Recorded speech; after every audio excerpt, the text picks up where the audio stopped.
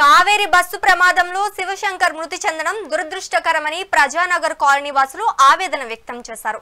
శివశంకర్ అందరితో కలిసిమెలిసి ఉండేవాడని, ఇలా ప్రమాదంలో చనిపోవడం బాధాకరమని అన్నారు. బైక్ ఢీ కొట్టడం వల్లే ప్రమాదం జరిగిందని అందరూ అనడంలో సత్యం లేదని, బైక్ ఢీ కొట్టిన తర్వాత బండి మాత్రం రోడ్డుపై పడిన నేపథ్యంలో ఆ బస్సు బైక్ పై నడపడం వల్లనే ప్రమాదం జరిగిందని కాలనీ వాసులు అంటున్నారు.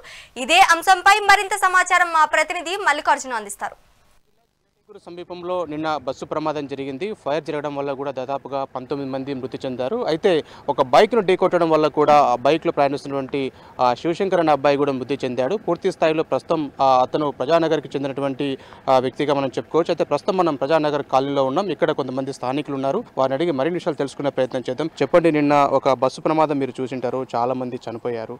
శివశంకరే కారణమని అంటున్నారు. ఎలా ఉండేవాడు మీతో ఆ అబ్బాయి? భయపరంగా అయితే గుడ్ సార్, ఆ పిల్లలు అంత బ్యాడ్ క్యారెక్టర్ అయితే కాదు.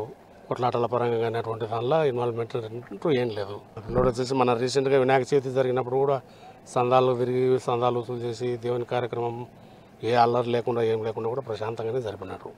కాకపోతే ఒకటి ఆ పిల్లోంది తప్పు అంటున్నారు, కానీ ఆ పిల్లోంది ఏ రకంగా తప్పు అవుతుంది? ఇప్పుడు ఒక బైకే మనం మామూలు దారిలో బస్సులో కానీ ఆటోలో కానీ పోతున్నాం అంటే చిన్న కుక్కపుల్ల ఎక్కడికి అడ్డం వస్తే కూడా దాన్ని తప్పేయడానికి ప్రయత్నం చేస్తాం. చిన్న రాయి ఉంటే కూడా తప్పేయడానికి ప్రయత్నం చేస్తాం.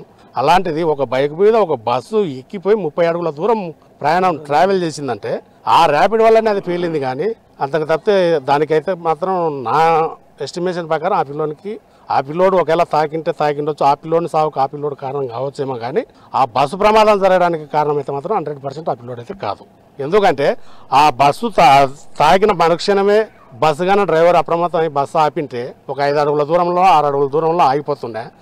కాకపోతే దీనిలో రియల్గా చెప్పాలంటే ఆ బస్సు డ్రైవరు ఆ పిల్లోని యాక్సిడెంట్ చేయడం వల్ల ఆ కేసు ఏడమీన పడుతుంది అనే ఉద్దేశంతో తప్పించుకోవడానికి హైవే కాబట్టి, నేషనల్ హైవే, అది 3 గంటల ప్రాంతంలో కాబట్టి బస్సు ఆపితే ఎవరో ఒకరు మళ్ళీ దాన్ని ఫోటో గీటో కొడతారనేటువంటి నమ్మకంతో అతను బస్సు ఆపకుండా డైరెక్ట్ డ్రైవ్ చేయడం వల్ల ఆ బస్సు కింద బైక్ అనేది లేకుంటే కూడా అతను పారిపోయేవాడే.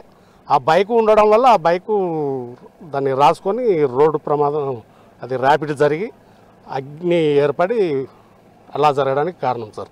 మీరు చెప్పండి సార్, అంటే ఎంతకాలంగా ఆ పిల్లోడు ఇక్కడ నివాసం ఉంటున్నాడు?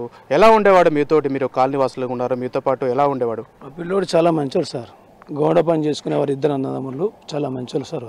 వాళ్ళ అమ్మ కూడా పని చేసుకునేది గౌడ కింద మాలందినిక. వాళ్ళు కష్టపడి బతికేవారు సార్. చాలా మంచి పిల్లోడు సార్ ఆ పిల్లోడు అయితే ఇప్పుడు మనం నిన్న ప్రమాదం చూసినాము, 19 మంది చనిపోయారు. అంటే బైక్ వచ్చి ఎదురుగా ఢీ కొట్టడం వల్లనే ప్రమాదం జరిగింది. కేవలం ఆ పిల్లోని కారణంగానే ఈరోజు 19 మంది ప్రాణాలు కోల్పోయారన్నది ఒక ఆరోపణ వస్తుంది. ఎట్లా చూస్తుందని?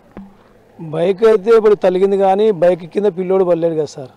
బైక్ అయితే ఉంది. ఆ బైక్ పడిన తక్షణమే బండి ఆపింటే అందరూ బతికేవారు సార్. వాళ్ళు ఆ బండి ఆపనందుకే ఆ కారణం వలన ఆ బండి పెట్రోల్ బండి కదా సార్, అది గీసుకుంటూ పోయి అగ్గి రగులుకొని అంటుకొని ఆ బస్సు అనుకుని ఉండవచ్చు సార్. అంతకు మించి ఏం లేదు సార్. అక్కడ పిల్లోడు అక్కడ ఉండింటే కూడా ఆ పిల్లోనిదే కూడా తప్పని అంటుంటే బండి గుద్దేసిన తర్వాత పక్కకు పడిపోయినాడు సార్. ఆ పిల్లోడు అక్కడ పక్కకు పడిపోయినప్పుడు బండి కూడా ఆపాలి కదా సార్. పెద్ద బండి కదా సార్, ఆపాలి కదా సార్.